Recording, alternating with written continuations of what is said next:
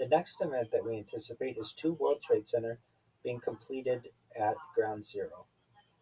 3 decades after the terrorist attacks of the 11th of September 2001, the rebuilding of Ground Zero has reached its symbolic conclusion. Two World Trade Center, the final office tower of the 16-acre World Trade Center site, is now opening as the new global headquarters of American Express. Designed by Foster Partners and developed by Silverstein Properties, the skyscraper rises 374 meters, or 1,226 feet, above 200 Greenwich Street, immediately north of the Oculus, the distinctive wing-shaped transport hub and shopping complex at the center of the rebuilt World Trade Center. Its 55 floors contain nearly 186,000 square meters, 2 million square feet of space with capacity for up to 10,000 employees. American Express is both the sole owner and occupant of the building, which stands on land owned by the Port Authority of New York and New Jersey under a long-term ground lease. The company is relocating from its previous headquarters at the nearby 200 Vesey Street, which had served as its headquarters since 1986. At street level, the new building fills the last conspicuous gap between beside the Oculus and the 9/11 Memorial. It becomes the second tallest tower in Lower Manhattan, surpassed only by the 541-meter or 1,776-foot One World Trade Center. From more distant viewpoints, it adds a major peak to Lower Manhattan, joining 1, 3, 4, and 7 World Trade Center in a descending cluster across the rebuilt complex. Its broad, stepped profile gives it a commanding presence, particularly when viewed from the Hudson River and New Jersey, where the previously incomplete eastern side of the complex now appears fully developed. The tower consists of several slender, interlocking glass volumes that step back as they rise. These setbacks create three terraces and six corner gardens, providing more than an acre of outdoor space with panoramic views across Manhattan and the surrounding waterways. Greenery is integrated throughout the vertical workplace, alongside flexible offices, communal facilities, and advanced smart building technology. Fully electric and designed around energy efficiency, the tower reflects the growing emphasis of employee well-being and environmental performance in corporate architecture. The project includes a long, complicated effort to complete the final office tower at Ground Zero. Earlier designs had failed to progress amid financing problems and changing office markets, while the COVID-19 pandemic added further uncertainty. American Express ultimately revived the project by committing to own and occupy the entire building. A ceremonial groundbreaking in July 2026 formally marked the start of the main construction phase. One qualification remains: the separate five World Trade Center site lies on the southern edge of the campus, south of Liberty Park and the Memorial Core. It sits outside the principal group of office towers surrounding the memorial. Two World Trade Center therefore completes this central office cluster and fills its final major skyline gap. For an entire generation, Ground Zero was characterized by absence, first as an enormous void, and later by construction sites, temporary structures, and unfinished plans. By 2031, it has become a fully functioning district of offices, transport, culture, public space, and remembrance, demonstrating how a city can preserve the memory of its darkest moment while continuing to build confidently towards the future. The next event that we anticipate is the completion of the Stad Ship Tunnel. The Stad Ship Tunnel is a 1.8 kilometer or 1.1 mile canal and tunnel cutting through Norway's rugged Stad Peninsula, letting ships bypass one of the coast's most dangerous stretches. The tunnel measures 49 meters or 161 feet high and 36 meters or 118 feet wide, with a water depth of 12 meters (39 feet), handling ships up to 16,000 gross tonnage and large enough for the Hurtigruten coastal express ships. First proposed in 1874, but revived more than 130 years later. The project began construction in 2026, costing 2.7 billion kroner or US $314 million and taking about 5 years to complete. It required the removal of 8 million tons of rock to carve the passage. The official opening occurs in 2031, later than the initial 2026 estimate, but still marking the world's first full-scale ship tunnel. The tunnel operates with strict safety and traffic controls. Vessels wait at each end for clearance, using a red and white light system similar to aircraft signals. Only 5 ships an hour can pass through, maintaining safe distances of about 400 meters. Large vessels have a clearance of 2.5 meters on each side, tested in model tanks to ensure stability. Pilots guide ships longer than 70 meters, while speed limits add a further layer of safety. A typical vessel, moving at 5 knots, can pass through in about 15 minutes. Smaller recreational craft may also use the passage during designated times. The next event that we anticipate is India has begun phasing out hydrofluoric hydrofluorocarbons (HFCs). The Montreal Protocol, signed in 1987, was an international agreement to protect the ozone layer by phasing out the production of substances responsible for ozone depletion. These included chlorofluorocarbons and hydrofluorocarbons, chlorofluorocarbons (CFCs) and hydrochlorofluorocarbons (HCFCs). CFCs and HCFCs had been used in a wide range of industrial applications, such as aerospace, agriculture, air conditioning, electronics, fire protection, flexible and rigid foam, laboratory measurements, and refrigeration.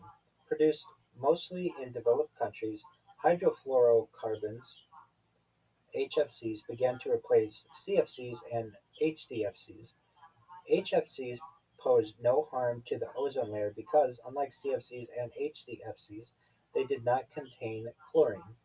They were, however, greenhouse gases with a very high global warming potential (GWP), thousands of times greater than carbon dioxide (CO2) when measured on a per molecule basis. While their atmospheric concentration was initially very low, it began to grow rapidly in the years following the Montreal Protocol. Known as super greenhouse gases, it was feared that soaring use of HFCs combined with their high global warming potential could undercut the benefits expected from the reduction of other greenhouse gases such as carbon dioxide and methane. If left unchecked, it was calculated that HFCs could add a potentially disastrous zero point 0.5 degrees Celsius to global average temperatures by the end of the 21st century. Unlike other greenhouse gases in the 2015 Paris Agreement, HFCs had other international negotiations. In September 2016, the New York Declaration urged a global reduction in the use of HFCs. In October 2016, negotiators from 170 nations, meeting at the summit of the UN Environment Programme in Kigali, Rwanda, reached a legally binding accord to phase out hydrofluorocarbons (HFCs) in an amendment to the original Montreal Protocol. While hailed as a major achievement for international diplomacy, there were significant differences on the timing and schedule of reductions. The final agreement would see the richest countries starting the process in 2019. Over 100 developed nations would follow in 2024. However, a small group of countries argued for and secured a later start, insisting their economies needed time to grow. Among this group was India, the world's third largest emitter of greenhouse gases and a region with surging demand for air conditioning due to both rising incomes and increasingly extreme hot weather.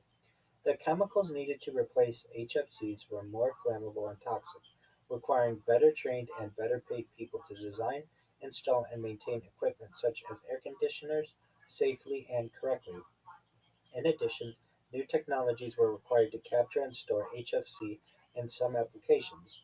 India's Council of Energy, Environment and Water estimated that the total cost of phasing out HFCs in all homes, workplaces, and vehicles could reach up to $38 billion.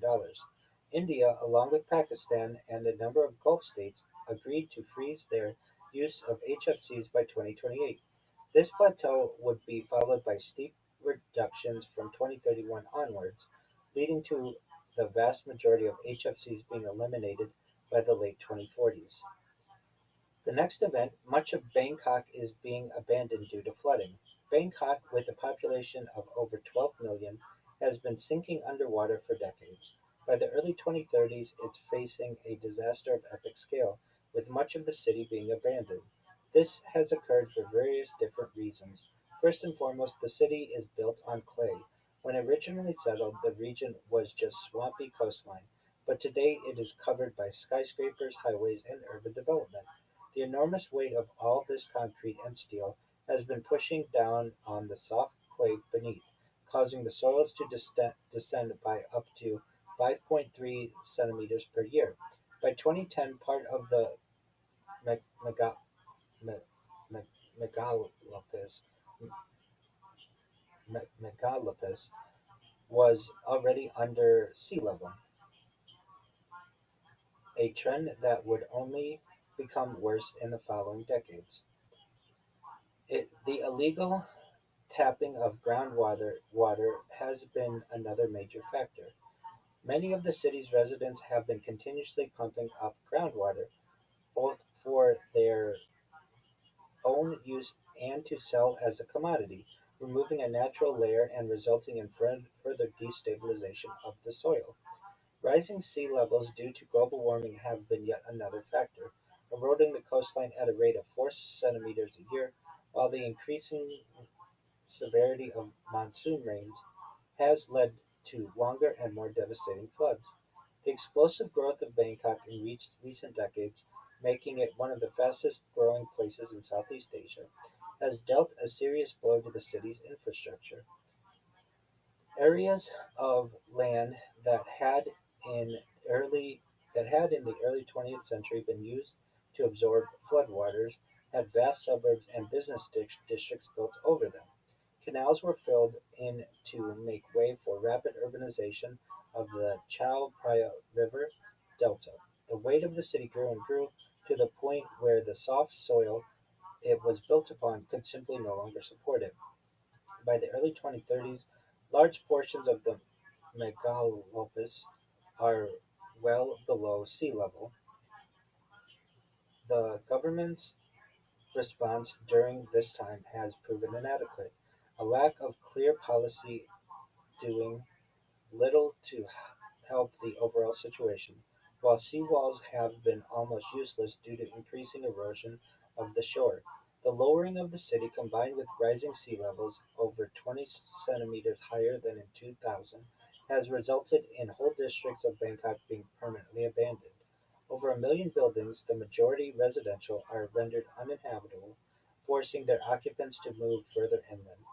Many areas which have yet to be fully claimed by the sea have also been evacuated as the regularity of flooding proved too costly for many. Shantytowns and refugee camps are forming outside the city, while the government struggles to adjust as the capital sinks. Thailand as a whole is going through a period of almost unimaginable stress at this time, a result of such huge population displacement. The political, economic, and social upheaval in the region is having a significant impact on global GDP. Efforts are underway to save Bangkok's numerous historical monuments and artifacts, with some temples being moved inland and reconstructed in their entirety. Due to the scale of this disaster, however, much is lost. In coming years, in the coming years, the situation for Bangkok will only worsen as more and more of the city is permanently flooded. By the end of this century, the entire city will be abandoned. The next event that we anticipate, perennial wheat and corn are becoming profitable. In traditional agriculture, all major grain crops have been annuals or short-lived perennials grown as annuals, surviving for just one growing season. They die off once harvested, and then a brand new crop must be planted to take their place. This requires vast amounts of fuel, fertilizer, herbicides, and pesticides, causing soil erosion, acidification, and disrupting both the nitrogen and carbon cycles. Between 1600 and 2000 of the Common Era, the United States lost around one-third of its topsoil. Worldwide soil erosion was putting the livelihoods of nearly a billion people at risk by by the early 21st century. More than a quarter of Earth's land surface had been converted for agricultural use, with more land converted since 1950 than in the previous 150 years. This situation was being exacerbated by rapid population growth, demand for meat products in emerging economies, increasing production of biofuels, and global warming. Genetic engineering had emerged as an important tool in crop management. Among the most notable advances occurred in 2017, when Bio-Cassava Plus received regulatory approval, giving a huge boost to farming in Africa. By the early 2030s, has been following this has been followed by an even greater breakthrough: perennial wheat and corn, becoming profitable after many years of development. Perennial grain crops provide a revolution in agriculture. By growing continuously for 2 or more years, they are far more efficient than traditional annual crops, requiring less fuel, fertilizer, herbicides, and pesticides. They can store more carbon, maintain better soil quality and water content, and manage nutrients better thanks to their deeper root systems. The deciphering of bread wheat's genetic code in the early 2010s helped in paving the way towards a new generation of perennial crops. The rate of increase in wheat yields, having been in decline since 1980, is now beginning to increase again. However, agriculture will face a new set of challenges later this decade as the effects of climate change begin to accelerate markedly. The next event that we anticipate are stem cell pharmacies becoming commonplace. Stem cell pharmacies are now a fairly common experience in the developed world, offering walk-in diagnoses, stem cell collection, and banking services for use in future medical crises. Affordable, personalized, and targeted treatments are becoming available for regenerating various bodily tissues. The next event that we anticipate in 2031 are married couples becoming a minority in the UK. By now, marriage in the UK has been reduced to a lifestyle choice enjoyed by a minority rather than an essential institution of society. The married population has shrunk from almost 50% of adults in 2009 to just 41% now. This trend began in the 1980s. Increasing pressures of work and money, together with the general stresses of the outside world, geopolitical, social, and economic, are putting ever greater strain on couples. The decline of religious institutions has also played a part. Unmarried partnerships no longer carry the stigma they once had. In addition, increasing numbers of people either working at home alone or living with their parents are making it difficult for some to meet potential partners. Another contributory factor is the explosion in the use of virtual reality and other technologies, leading to increased isolation of the individual. People of all ages spend increasingly large amounts of their time engaged in highly immersive online experiences, requiring little or no interaction with the outside world. Of those who are married, the number of children per couple has declined, and not just in the UK, but other Western societies too. Combined with increasing numbers of Muslim immigrants who have higher numbers of children, this is significantly altering the demographic balance. The next event that we anticipate is chocolate becoming a rare luxury. Chocolate products have been Chocolate products have become alarmingly expensive, with individual bars costing upwards of $10. Drought, soil depletion, and diminishing harvests in Africa, where two-thirds of the world's cocoa is produced, have led to soaring prices. Cocoa is also competing for agricultural space with other commodities like palm oil, which is increasingly in demand for biofuels. Poor pay and working conditions have also been a factor. Many young farmers are now abandoning their lands and heading to the cities in search of better and more highly paid jobs. The next event that we anticipate in 2031, after the success of the 1997 movie Titanic, director James Cameron began a project that took almost 10 years to make: his science fiction epic Avatar 2009. This was a landmark for 3D technology and CGI, with numerous accolades, winning Oscars for Best Art Direction, Best Cinematography, and Best Visual Effects, and nominated for a total of nine, including Best Picture and Best Director. It also won the 67th Golden Globe Awards for Best Motion Picture, Drama, and Best Director, and was nominated for two others.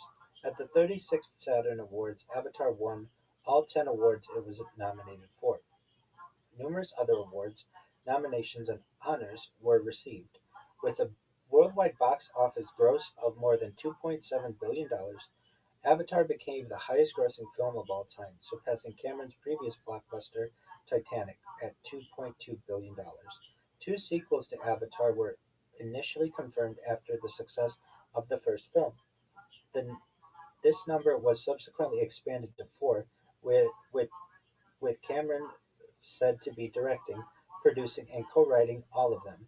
Many of the stars from the original film would reprise their roles, including Sam Worthington, Zoe Saldana, Giovanni Ribisi, C.C.H. Pounder, and Joel David Moore. Despite the deaths of their characters in the original film, Stephen Lang and Matt Gerald would also make an appearance. Sigourney Weaver was confirmed too, although playing a different character. New cast members included Kate Winslet and Cliff Curtis, portraying Na'vi Reef People, along with Una Chaplin as Varang, described as a strong and vibrant central character who spans the entire saga of the sequels. A number of child actors would also portray freedivers and become pivotal new characters through the sequels. The second Avatar movie, being set in marine environments, featured heavy use of underwater scenes, actually filmed underwater with the cast and performance capture. Blending underwater filming and performance capture was a feature never accomplished before, requiring a year and a half to develop a new motion capture system. The film would also be available in glasses-free 3D, another first in film history. Following acquisition by Disney, these sequels were pushed back. The COVID-19 crisis caused yet further delays in production. Avatar 2 would be shifted to December 2022 from its original December 2020 date, followed by Avatar 3 in December 2025 and Avatar 4 in December 2029. The science fiction epic reaches its conclusion with a fifth and final film released in December 2031, 6 years later than its original planned date. Computing power is orders of magnitude more advanced than in 2009, making the visual effects in these subsequent films even more spectacular and impressive than the original, setting a new benchmark for CGI movies. And with that, I would love to hear what you have to think about these proposed and predicted events, Tony.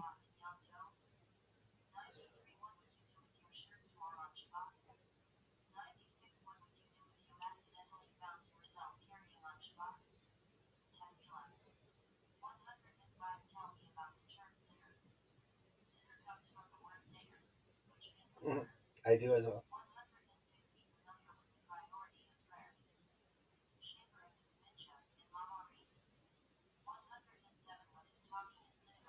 I agree with you.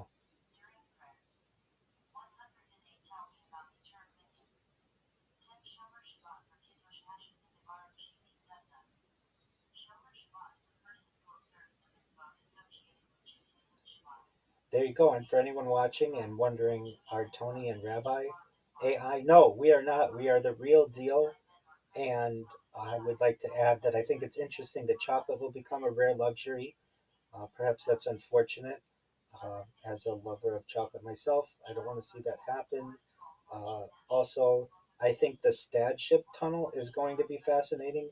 A tunnel for boats is just something that has never been completed before. Poor Bangkok being abandoned due to flooding.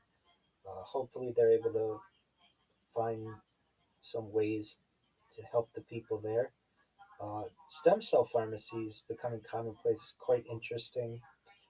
Married couples being a minority in the UK is one of the things that I probably anticipate will become more of a regular event, perhaps in the developed world and perhaps just globally, as people don't find it necessary to get married in order to perhaps have children or raise children. The International Space Station, I remember when it was launched, and for it to be deorbited, it's had a really good run. So, with that, Tony, is there anything else that you'd like to add?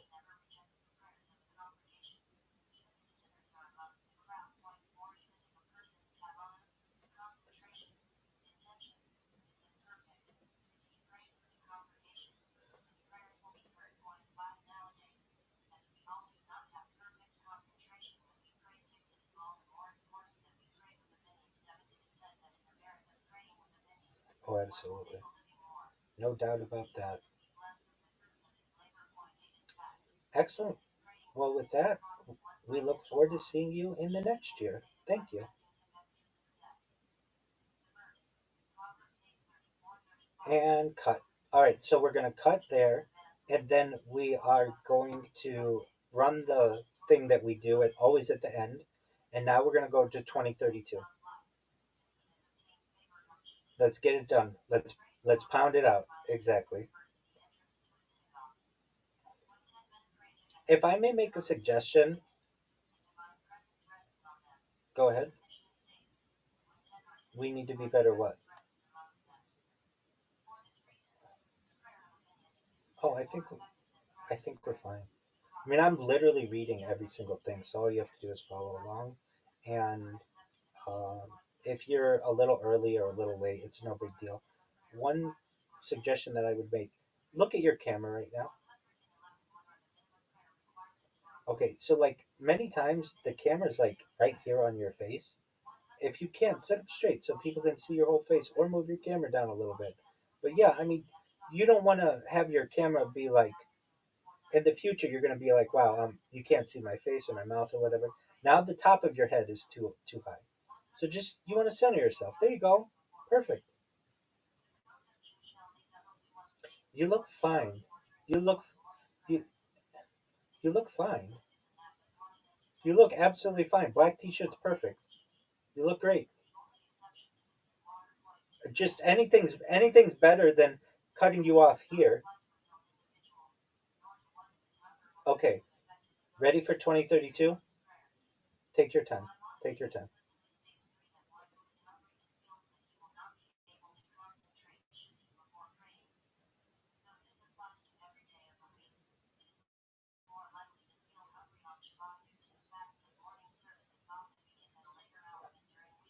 No, it's worse. Yeah, you look dark. Much better. Okay, are you ready? Okay, are you ready? Welcome to 2032. 2032 will be a leap year starting on Thursday of the Gregorian calendar. The 2300 uh, cut, cut. I'm going to start over. And we also need to get that on the screen. So we're going to restart in three, two, one. Welcome to 2032. 2032 will be a leap year starting on Thursday of the Gregorian calendar, the 2032nd year of the Common Era, the 32nd year of the third millennium and the 21st century, and the third year of the 2030s decade. The predicted and scheduled events: January 1st. Assuming no further extensions to the term of copyrights become law in the interim, books, films, and other works by authors who died in 1961 will enter the public domain in the United Kingdom and the European Union and some other jurisdictions. Those published in 1936 will enter the public domain in the United States, including The Phantom, The Green Hornet, and Cato. In January of 2032, specifically January 15th to February 1st, the 2032 European Men's Handball Championship is expected to be held in France and Germany. On February 22nd, the 300th birthday of the late George Washington. March 19th, the 100th anniversary of the Sydney Harbour Bridge. In April, the 2000 The 2032 French presidential election is scheduled to be held no less than 35 days after the 5 year term starting in 2027 expires. From June, July, Turkey and Italy are expected to co-host the UEFA Euro 2032. July 23rd to August 8th, the 2032 Summer Olympics is scheduled to be held in Brisbane, Queensland, Australia. August 24th through September 5th, the 2032 Summer Paralympics is expected to be held in Brisbane. November 2nd, the 2032 United States presidential election is scheduled to be held. The winners will be inaugurated on January 20th, 2033. November 13th, a transit of Mercury will occur. December 1st through December 19th, the 2032 European Women's Handball Championship is expected to be held in Germany, Denmark, and Poland. December 22nd, the asteroid 2024 YR4, which had an impact rating of 3 on the Torino scale from January 27th, 2025 to February 20th, 2025, will pass by Earth. Some unknown dates that are expected to happen in 2032. The Korea Lunar Lander and Rover, a lunar lander currently under development in South Korea, is planned to be launched. LifeBird, a planned small space observatory that aims to study the cosmic microwave background, is planned to be launched. And with that, we'll move into our timeline. 2032 timeline contents. From 2032 to 2037, we anticipate a transition from ice to battery electric shipping. 2032 to 2033, heavy cargo deployments to the lunar surface, and some events that we anticipate in 2032. The end of support date for Windows 10. Brisbane hosts the Summer Olympic Games. The Strait of Messina Bridge is completed. The majority of UK homes are rented. British's ash trees have been wiped out by a fungal disease. Leatherback sea turtle populations have collapsed. China's space station is deorbited. Completion of the Australia Asia power link. One third of Saudi Arabia's electricity comes from solar. Britain upgrades its nuclear armed submarine fleet. Transit of Mercury. Close approach of the asteroid 2024 YR4. And the opening of Poland's central communication port. From 2032 to 2037, we anticipate a transition from ice to battery electric shipping. During this period, battery electric propulsion becomes affordable for the majority of container ship routes around the world. The industry is now shifting rapidly away from the traditional internal combustion engine (ICE) powered systems, with even some of the larger vessels undergoing full electrification, both newly built and retrofitted older ships. Until recently, ship owners often held outdated assumptions on battery costs, energy density values, and available onboard space. While car, truck, and other road vehicle brands attracted much attention for going electric and hybrid, emerging opportunities in cargo ship transport appeared less obvious. Batteries had been perceived as heavy, expensive, and practical devices for bulk and container shipping. In reality, however, sea freight lagged only a few years behind land based vehicles in terms of disruptive trends and would soon be undergoing a major transformation of its own. Low tech short term measures had initially been introduced to cut ship emissions, such as route optimization, slow steaming, and full and hull fouling management. Alternative fuels had also been mandated by the International Maritime Organization (IMO) to lower the sulfur content of fuel for all ocean-going vessels from 3.5% to 0.5%, which came into force on the 1st of January 2020. Some long-haul routes began to use hybrid electric systems combining existing generator engines with hydrogen fuel cells and/or energy storage, but a fully electric configuration remained limited to ferries and small shuttles. A cargo ship with a 100% battery power had been demonstrated in 2021. Yara Birkeland, jointly developed by Norwegian chemical firm Yara International and maritime technology company Kongsberg Group sailed 35 nautical miles or 65 kilometers around the coast of Norway using 7 megawatt batteries. Although relatively modest in scale, with a cargo capacity of 100 TEU, 20-foot equivalent unit, and length of only 79 meters or 260 feet, Yara Birkeland proved the feasibility of zero-emission cargo shipping and included full autonomous capability too. That same year, a coalition of major companies, including Amazon and IKEA, announced a new initiative, Cargo Owners for Zero-Emission Vehicles (COZEV), with a goal of moving to zero-carbon shipping by 2040.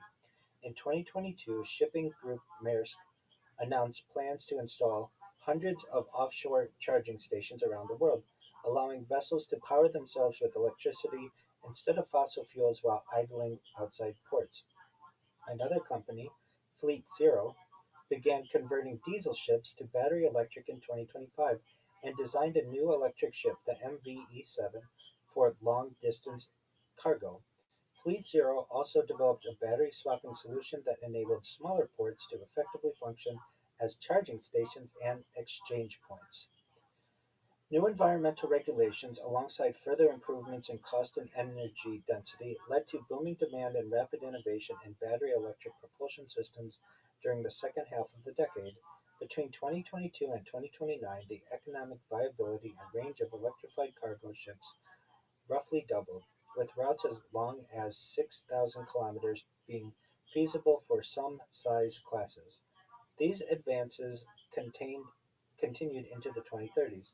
An additional economic advantage came from considering the environmental and health impacts incurred during a ship's life cycle, which studies had shown to be 12 times higher for heavy oil and diesel powered vessels.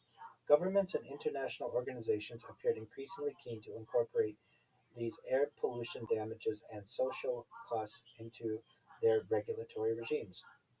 The disparity between traditional and fully electric container vessels only widened, with even greater energy densities and lower costs achieved. In 2029, 40% of the world's cargo shipping routes had become technically and environmentally viable for battery electric propulsion. With a tipping point now reached, the majority, more than 50%, of routes have either been electrified or are being considered for electrification during the 2032 to 2037 period. While many older vessels will remain in service for years to come, the global fleet now appears on track to be nearly carbon neutral by mid century. In 2020, international freight accounted for between 2 and 3% of global energy related CO2 emissions. Without decarbonization, this figure had been projected to reach 17% by 2050. Widespread automation. We are reading the end of the article regarding a transition from ice to battery electric shipping. Absolutely. Widespread automation is accompanying the increased sustainability of shipping, both in terms of navigation and the loading unloading process, as well as recharging and battery swapping at ports. In addition, cargo capacities are becoming larger than ever. Some vessels will reach 50,000 TEU by the 2060s. Larger battery electric ships can function as emergency backup power plants during increasingly common extreme events leading to power supply disruptions. Energy storage capacities of 5 to 10 gigawatts achieved during the 2030s can provide more can provide enough generation to mitigate blackouts affecting 1 million or more people. From 2032 to 2033, heavy cargo deployments to the lunar surface are anticipated. Following the successes of earlier Artemis missions, including the historic alleged return of humans to the moon, the assembly of the Lunar Gateway, and expanded surface explorations, NASA's Artemis 7 and 8 represent a new phase in lunar development. Having demonstrated human landing systems, the agency is now focusing on heavy cargo deployments to establish a more permanent presence. In 2032, SpaceX's massive Starship rocket delivers a pressurized rover, known as the Lunar Cruiser, to the moon's surface. Developed jointly by Toyota and the Japanese Aerospace Exploration Agency (JAXA), this vehicle can accommodate two crew members without the need for spacesuits.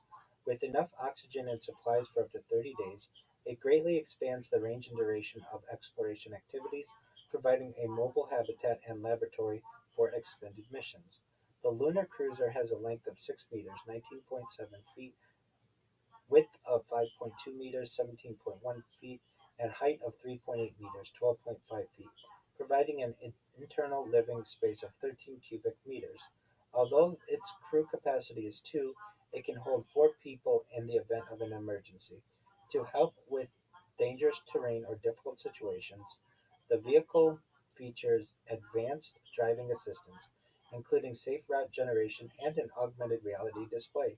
Powered by a retractable solar panel and fuel cell, it remains in operation for 10 years, covering thousands of miles of rocky landscape. The following year, in 2033, private aerospace company Blue Origin deploys a cargo lander known as Blue Moon. Designed for heavy payloads, Blue Moon is a versatile lander able to carry large-scale infrastructure to support human exploration. This delivers a lunar surface habitat to the moon. Standing approximately 16 meters or 52 feet in height, the structure includes living quarters, life support systems, stowage volume, support for external robotics, and communication arrays for maintaining contact with the orbiting lunar gateway. Initially, this serves as an outpost for crew visits of up to 60 days. Over time, however, it becomes part of a modular infrastructure, with additional components delivered and integrated to form a larger, permanent moon base capable of supporting multiple astronauts for much longer periods. As such, it will function as the precursor to a more advanced lunar base planned for construction from 2035 to 2040. The next event that we anticipate in 2032 is the end of support date for Windows 10. Microsoft released Windows 10, the direct successor to its Windows 8.1 operating system, in July 2015. It received positive reviews, surpassing Windows 7 as the most popular version of Windows worldwide by 2018. More than a billion devices are running Windows 10 by 2020, leading to a peak market share of 82% of all Windows PCs in early 2022 and 58% of all PCs, the rest being other Windows editions and other operating systems such as macOS and Linux. This share began to decline as Windows 11, launched in October 2021, became increasingly popular. Microsoft announced 14th October 2025 as the retirement date for Windows 10 Home and Pro, a little over 10 years after their initial release, which had become the standard lifecycle length for major Windows versions. However, extended support would be offered for enterprise IoT versions until 13th of January 2032 as part of the Long-Term Servicing Channel (LTSC). After this date, no new security updates, non-security updates, free or paid assisted support options, or online technical content updates are offered. This means that computers without a newer version are now vulnerable to hackers or malware. By 2032, a 14th generation of Windows has become available as the family of operating systems enters its 47th year. The next event that we anticipate is Brisbane hosting the Summer Olympic Games. In July and August 2032, Australia hosts the Summer Games for the third time in its history. The previous two venues had been Melbourne in 1956 and Sydney in 2000. This time, Brisbane is the chosen location, on the country's east coast. This also marks only the second occasion that the Summer Games have been held in a Southern Hemisphere winter, after the 2016 Olympics in Rio de Janeiro. In addition to Brisbane itself, events are held at the nearby Gold Coast to the south and Sunshine Coast to the north, using venues from the 2018 Commonwealth Games. A fourth regional zone is established for games of football at more distant locations. Several new sports centers and stadiums are constructed in time for 2032.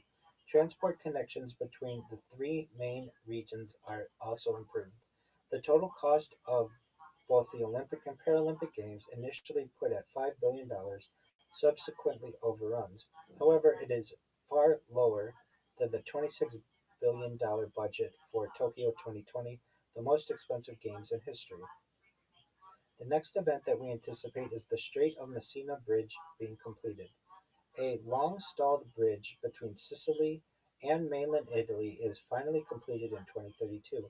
This crossing had been proposed in ancient times, but the first detailed plans had only but the first detailed plans only began to emerge in the 1990s. Following a series of delays and cancellations, Giorgia Meloni's government revived the project in 2023 and construction officially began the following year. The Strait of Messina Bridge, costing €4.5 billion or $5 billion, is the longest suspension bridge on Earth. Its main span of 3,300 meters or 10,800 feet easily surpasses the previous record holders. China's recently completed Zhang Zhanggang Jingzheng-Ruguao Bridge, with its span of 2,300 meters or 7,550 feet, and the 2,020-meter or 6,637 feet Çanakkale Bridge in Turkey, which had held the record before that. It also has the tallest structural height of any bridge, with its towers reaching 382 meters or 1,255 feet, exceeding the 341 meters or 1,119 feet 1,119 feet Millau Viaduct in France. For comparison, this is taller than the roof height of the Empire State Building. The bridge has three vehicle lanes in each direction, two for regular traffic, one for emergencies, and one for rail. It supports the crossing of 6 million vehicles and 60,000 trains each year, bringing Sicily's 5 million residents closer to the rest of the continent. The bridge forms part of the Berlin-Palermo railway axis, Line 1, of the Trans-European Transport Network (TEN-T). 10-T. With high structural integrity, the Strait of Messina Bridge is designed to withstand earthquakes of 7.5 magnitude. The deck's aerodynamic stability can resist winds of up to 300 kilometers per hour or 186 miles per hour, corresponding to a return period of over 2,000 years. The mega-project boosts the national economy of Italy by €2.9 billion each year, equal to 0.17 of gross domestic product. The next event that we anticipate is the majority of UK homes being rented. By 2032, house prices in the UK have become so unaffordable that the majority of people are forced to take rented accommodation. This trend first began to emerge during the Blair years of the late 90s and early 2000s. It could be argued, however, that the problem originated as far back as 1980, when the Conservative government led by Margaret Thatcher passed the Housing Act. This led to a fall in socially rented housing, as council tenants were given the legal right to buy, at a large discount, the home they were living in, while councils were prevented from reinvesting most of the proceeds from these sales into building new homes. Many tenants who had purchased these council flats later profited from them as buy-to-let landlords, effectively subsidized by taxpayers, or sold them to speculators, investors, and property firms. About 1.5 million council homes were sold by 2003, and this figure had reached 2 million by 2015.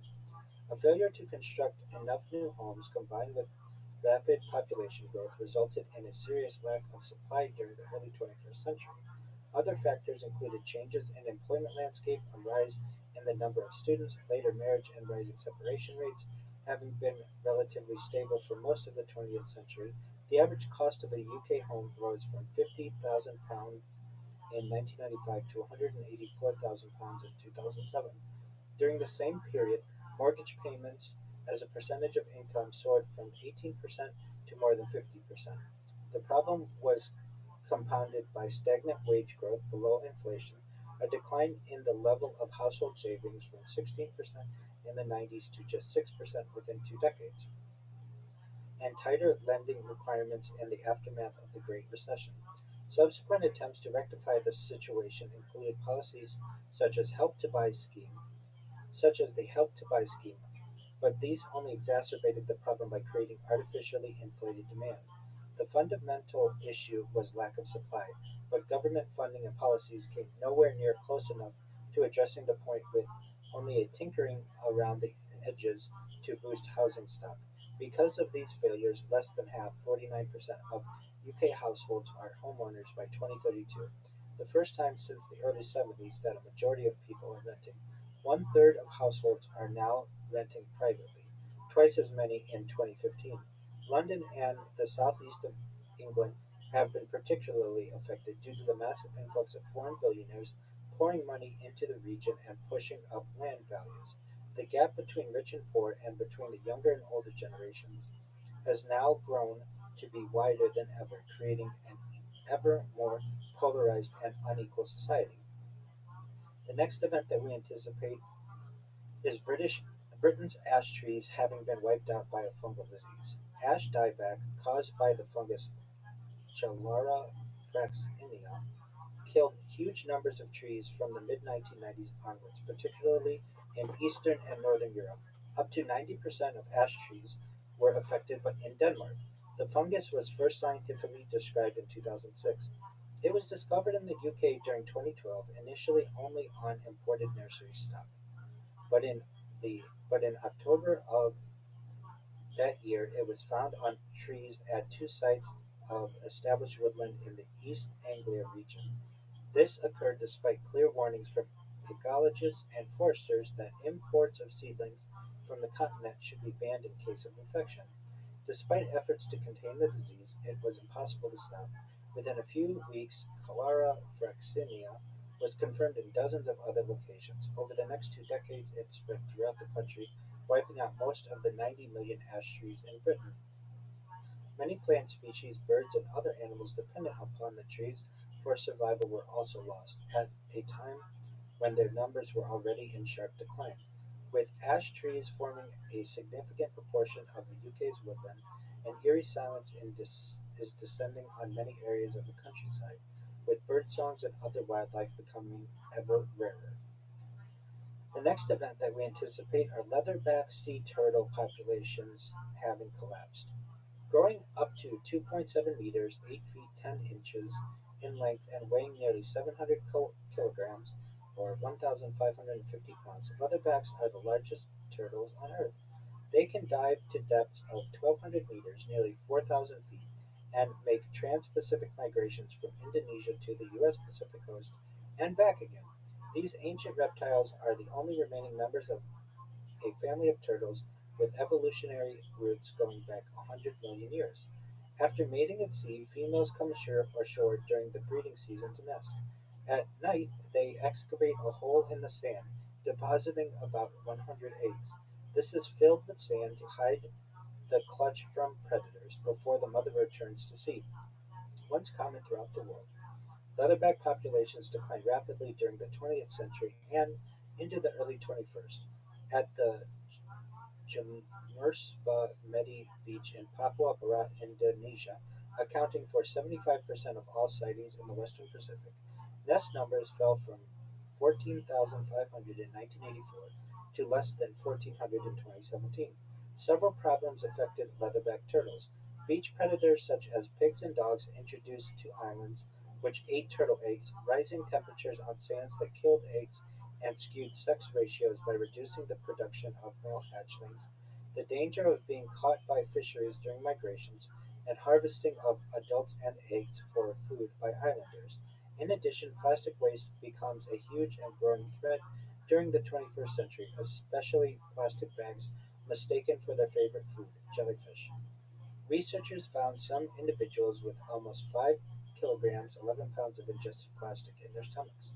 By the early 2030s, leatherback turtle populations have plummeted even further worldwide. Although nesting sites still exist, their numbers have dropped to such critically low levels that the species can no longer sustain its population in the wild, and is now on a clear path toward extinction. Next event that we anticipate is China's space station being deorbited.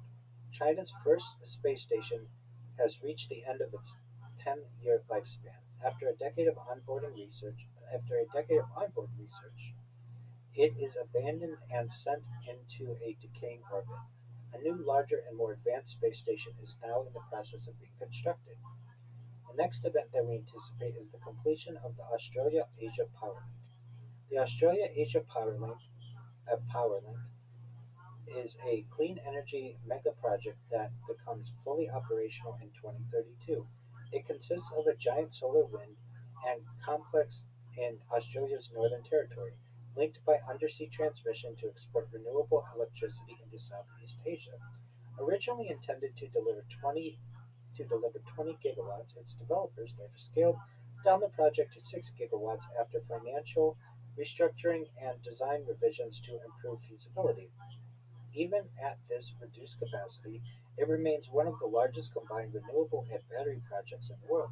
The facility is located in the Barkly region of the Northern Territory. The solar photovoltaic (PV) modules cover a 12-kilometer by 10-kilometer (7.5 mile by 6.2 mile) land area chosen for its exceptionally high solar irradiance. This is a complement this is complemented by additional capacity from a wind farm. From the generation site, a high voltage direct current (HVDC) transmission line carries electricity north to Darwin, then continues as an undersea cable to Singapore via Indonesian waters. The Finnish link extends 4,300 kilometers or 2,670 miles, making it one of the world's largest submarine electricity connections. Most of the exported power gives Singapore nearly 2 gigawatts of firm capacity, enough to meet 15% of the nation's total electricity demand, while Darwin receives 4 gigawatts for domestic and industrial use. Large-scale batteries at both ends provide load balancing to ensure continuous daily dispatch. Doubts over the project emerged in 2023 when developer Sun Cable collapsed its voluntary administration following a disagreement between its backers over the need for more funding. Later that year, a new ownership structure revived the plan, securing finance and eventually planning approvals. This new and revised project aimed to supply electricity to Darwin by 2030, followed by Singapore 2 years later. With its huge generating capacity and enormous cable length, the AA Power Link forms part of the continent-wide supergrid that emerges in Australasia and Oceania during the mid-21st century. It has an expected operational lifetime of 70 years. The next event that we anticipate is one-third of Saudi Arabia's electricity coming from solar. In 2012, the Kingdom of Saudi Arabia had only 0.003 gigawatts of installed solar energy capacity. More than half of its electricity was created from burning oil. By 2032, however, it has 41 gigawatts of installed solar energy, accounting for a third of the nation's 121 gigawatt total energy demand. About 25 gigawatts is produced by solar thermal plants, which use mirrors to focus energy from the sun on heating fluids, which in turn run turbines. The other 16 gigawatts is provided by massive photovoltaic farms. This has been the result of considerable foreign investment, as well as the wealth produced by fossil fuels, totaling over $100 billion. Though several other nations have more extensive solar infrastructure, this has been one of the most ambitious projects, especially considering Saudi Arabia's old position as the world's largest exporter of crude oil. The enormous expanses of desert, as well as measurably more intense sunlight in the equatorial regions, gives the country a huge amount of room to expand further. Even larger projects are now planned. Construction is also underway on high voltage cables connecting Saudi Arabia to neighboring countries and some in southern Europe. Eventually, this will be expanded to include all of Europe and northern Africa. Alongside solar, another 21 gigawatts is generated by a combination of nuclear, wind, and geothermal power. Through nuclear cooperation agreements with China, France, South Korea, and Argentina, Saudi Arabia has now constructed 16 new nuclear reactors. Longer term, the country has further ambitions to be powered entirely by renewables. Much of the oil industry in Saudi Arabia is now transitioning away from energy production to the manufacture of plastics and polymers. These developments, coupled with the fact that it remains one of the wealthiest countries in the region, has, are helping Saudi Arabia transition to a more sustainable long-term future. Additionally, its strong military ties to the West and extensive desalination infrastructure have allowed Saudi Arabia to remain relatively stable compared to some of its neighbors. The next event that we anticipate Britain upgrading its nuclear-armed submarine fleet. Britain has the Britain was the third country after the US and Soviet Union to test an independently developed nuclear weapon in 1952. From 1969 onwards, the country always had at least one ballistic missile submarine on patrol, creating a nuclear deterrent that the Defense Council described in 1980 as effectively invulnerable to preemptive attack. Until the 1990s, Britain had deployed a variety of nuclear weapons on Royal Navy carriers, V-bombers, and other aircraft around the world. However, these were gradually withdrawn. The retirement of the WE-177 in both air-dropped freefall and depth-charge versions was the final stage of this decommissioning process. In 1998, this left a group of four Vanguard submarines armed with Trident II D5s as Britain's only nuclear weapons platform. Britain retained a stockpile of about 215 thermonuclear warheads, with 120 operational as of 2016. A decision to renew the Trident armed submarines was made in 2006, with Prime Minister Tony Blair warning that it would be unwise and dangerous for Britain to give up its nuclear weapons. Although the Cold War had ended, the UK still needed nuclear weapons, said Blair, as no one could be sure another nuclear threat would not emerge in the future. He outlined plans to spend up to $20 billion on a new generation of submarines for Trident missiles. However, the Trident program was to prove highly controversial, with costs escalating considerably. This was an especially divisive topic in the wake of the 2008 financial crash and the subsequent years of austerity and cuts to public services. By 2016, the Ministry of Defense had revised the cost of building, testing, and commissioning the replacement of vessels to £31 billion, plus a contingency fund of £10 billion over 35 years, about 6% of defense spending every year. Nevertheless, MPs voted to back the renewal in a vote of 472 to 117. Alongside this program, the government reiterated its commitment to multilateral nuclear disarmament, promising to reduce Britain's stockpile of nuclear warheads to 180 by the mid-2020s. Trident was based on the idea of mutually assured destruction. It aimed to deter a nuclear attack on Britain by guaranteeing a retaliatory strike against any potential aggressor. After succeeding David Cameron as Prime Minister, one of Theresa May's first jobs was to write a letter of last resort authorizing the use of Trident missiles in the event of such a nightmare scenario. Each of the Vanguard submarines contained a safe with one of these sealed letters, which of course it was hoped would never have to be used. David Cameron's previous letters were destroyed.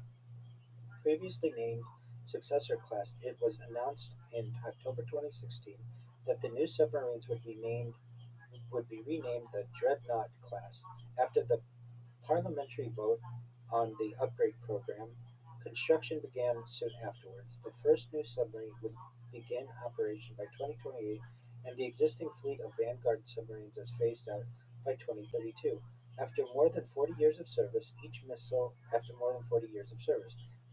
is 13 meters, 44 feet long, weighing 58.5 tons, or 130,000 pounds, with a range of 11,300 kilometers or 7,000 miles, a top speed of 18,030 miles per hour or 29,020 kilometers per hour (Mach 24), and target accuracy of within a few feet. Despite its diminishing power in the world, Britain retains a nuclear deterrent for long into the future and plays a key role in maintaining global security. Dreadnought class submarines remain in service until the 2060s, in which time they are replaced by automated and crewless vessels. The next event that we anticipate is the transit of Mercury. A transit of Mercury takes place when the planet Mercury passes directly or transits between the Sun and a superior planet, becoming visible against and hence obscuring a small portion of the solar disk. During a transit, Mercury appears as a tiny black dot moving across the disk of the Sun. A transit of Mercury occurs on the 13th of November 2032. The last time this happened was the 11th of November 2019. After 2032, the next occasion is in 2039, with a further 8 transits during the remainder of the 21st century. Each transit typically lasts for several hours. Transits of Venus with respect to Earth can also occur, although these are rarer since Venus is further from the Sun and orbits more slowly. Rarer still are simultaneous transits of both Mercury and Venus. Such an event last occurred in 373,173 before the Common Era. Uh, such an event last occurred in 373,173 before the Common Era, and the next occurs on the 26th of July, 69,163 of the Common Era. The next event that we anticipate is the close approach of the asteroid 2020 YR4. 2020 YR4 is an Apollo type near Earth asteroid discovered by the Atlas telescope in Chile on 27th of December 2024, 2 days after it passed closest to Earth. With an estimated diameter of 60 meters, a rotation period of 19.5 minutes, and an elliptical orbit around the Sun every 4.05 years, it quickly became a subject of intense study. Initial calculations suggested a chance of an Earth impact in the future, briefly reaching a Torino scale rating of 3, the highest seen since 99942 Apophis in 2004. At one point in early 2025, it had the highest known probability of hitting Earth, peaking at 3.1%. However, follow-up observations by the James Webb Telescope in March and May 2025 eliminated the risk to Earth. Ironically, these same observations slightly increased the odds of a lunar impact. Astronomers estimated a 4.3% chance that YR4 would strike the Moon on the 22nd of December 2032. Such an impact would be the largest on the Moon in at least 5,000 years. The event could eject up to 100 million kilograms of debris, some of which might reach Earth within days, threatening satellites and possibly creating a meteor shower. Scientists planned a new JWST observation campaign in 2026 to refine the asteroid's trajectory further. Subsequent observations, especially during the close approach in 2028, enabled a much more precise calculation of its future orbit and a refined estimation of the likelihood of impact. Many observatories, as well as amateur astronomers, are monitoring this close approach on 22nd December 2032. The next event that we anticipate is the opening of Poland's Central Communication Port. In 2032, Poland opens the Central Communication Port, also known as the Sol- Sol- Solidarity Transport Hub, 40 kilometers southwest of Warsaw. The vast purpose-built complex replaces the aging and overcrowded Warsaw-Chopin Airport and stands as one of the largest infrastructure projects in Central and Eastern Europe. Government leaders first proposed the airport in the late 2010s, aiming to complete it by 2027. However, administrative reshuffles, local opposition, and the COVID-19 pandemic slowed the project's early progress. Political changes and lengthy land acquisitions pushed the beginning of large-scale construction in 2026, delaying the opening by 5 years. In late 2032, workers complete the first phase. The airport opens with two parallel runways and a terminal that handles around 40 million passengers each year. Its modular design allows future expansion to four runways and a total capacity approaching 100 million passengers, potentially rivaling some of the world's busiest aviation hubs, such as Atlanta, Heathrow, and Dubai. The new airport integrates seamlessly with Poland's rail network. The latter also have undergone a major expansion in recent years. More than 100 cities are connected directly to the site through high-speed and intercity lines, with trains reaching up to 250 kilometers per hour or 155 miles per hour on the first sections and higher speeds planned in later phases. Passengers can travel from central Warsaw to the airport in about 15 to 20 minutes, while new routes link the capital to Lodz and other major urban centers across the country. Residents and environmental groups protested against land use, displacement, and noise during the planning and construction phases, while analysts questioned the project's cost and long-term returns. Despite these challenges, the government and European investors funded and oversaw its completion. The new airport and associated rail infrastructure have a combined cost of approximately 131 billion Polish zloty, or 31 billion euros. Poland is now able to compete with Western European countries on the aviation market and establish a greater share of international traffic as global demand for air travel continues to increase. Analysts project major long-term economic benefits, including tens of thousands of jobs created during the construction phase and nearly 300,000 sustained across Poland in the 2040s, alongside an annual boost to national GDP of around 90 billion zloty, or 20 billion euro. And with that, we conclude the potential events that we anticipate seeing in 2032. What are your thoughts?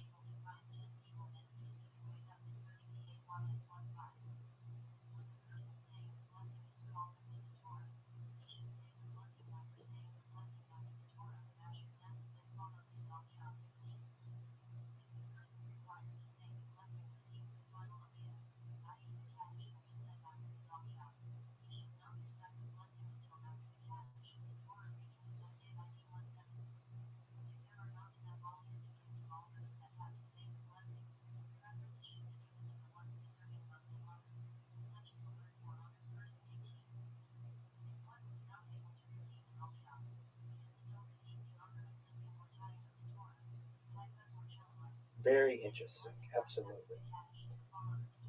I think that the end of support for Windows 10 is to me of specific interest. I'm always interested in what Microsoft's doing with their Windows line.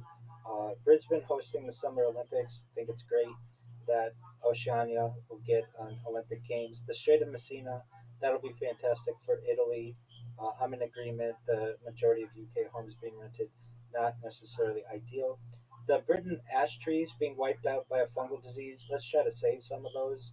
The leatherback sea turtle populations having collapsed. That's sad. Let's hope they have a resurgence. Of course, like you said, China is going to have an amazing century. It will continue to have an amazing century. At this time, would almost certainly be the largest economy in the world, and it will have its space station deorbited. The completion of the Australia Asia Power Link, quite interesting, with the opportunity to perhaps improve life in Oceania. One third of Saudi Arabia's electricity coming from solar, quite interesting as it is seen as such a crude oil powerhouse. Britain upgrading its nuclear armed submarine fleet. That seems like it's a long term plan. The transit of Mercury, it's just something that will continue. The close approach of the asteroid 2024 YR4, quite interesting as well. Hopefully, it continues to avoid Earth and the Moon as well. And the opening of Poland's central communication port will be very interesting, especially for Eastern Europe. And so, with that, Tony, do you have any concluding remarks to communicate to the audience? Excellent. Neither do I. We look forward to connecting with you in the next video.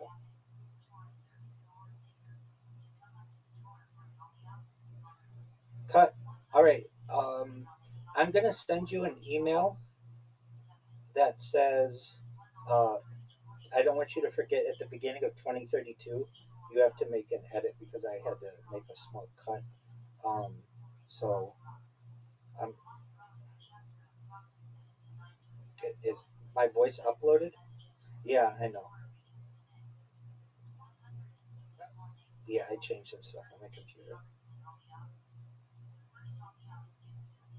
Okay, and what I'm gonna do is send you an email right now, and you can't forget at the beginning of 2032, we need to cut it like there's like a cut 10 or 20 seconds into it, and um, you should be aware that um, you should be aware that you need to cut that out. Okay, so we've got 2027, 2021, 2029, 2030, 2031, 2032. We've got 6 hours of these. Are you happy with them thus far? I most certainly. I think it's great. And I also think it's really interesting that um, we have the opportunity with these to um,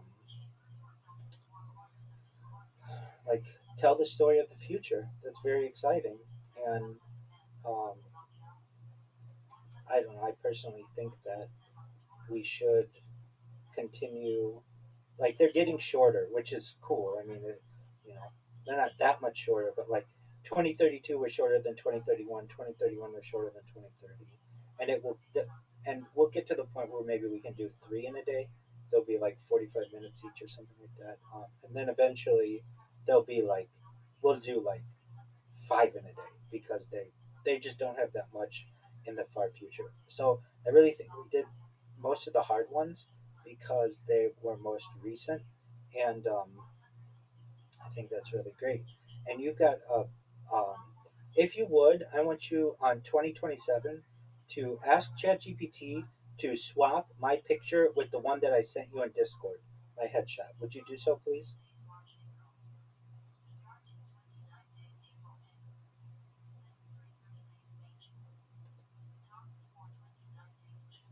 No, no big deal. I don't care about this. That's not a big deal. Just on um, on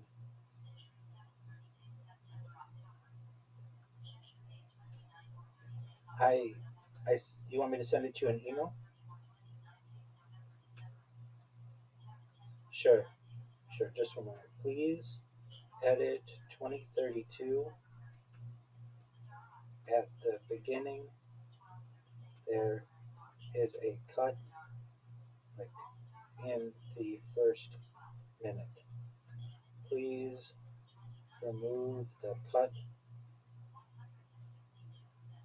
Okay,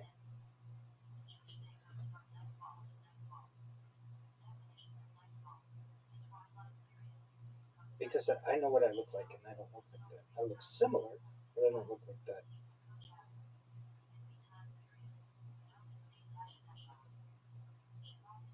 It's not that I. It's like terrible. I could live with it, but it's like you asked me for a headshot and I gave it to you and you didn't use it. And so I'm like, well, why did I send you the headshot then? Or why did you ask me for it? Does that make sense? Okay, so I am going to put in here a headshot and edit in 2032. Now, here's what I don't want to happen. I watched 2032 and this cut is still in there. Like, that's a thing I could see you doing. So just make sure, like, I got the edit in 2032 and headshot, and I'm sending this to you. And let me know if you received it. You should be getting it very soon.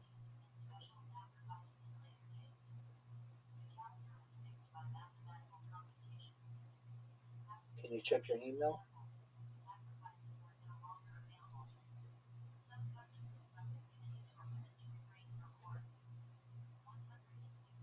You got it?